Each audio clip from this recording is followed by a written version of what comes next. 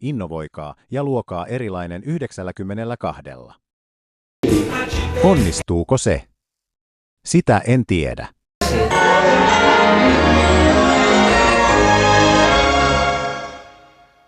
Huomio! Seuraavat 30 ihmistä, jotka kävelevät Veladinhas oven ohi ja sanovat, että edellisen mainoksen pitkätukkainen näyttelijä voittaa TV Leo Diazin Planetonion. Älkää jättäkö tätä tilaisuutta väliin.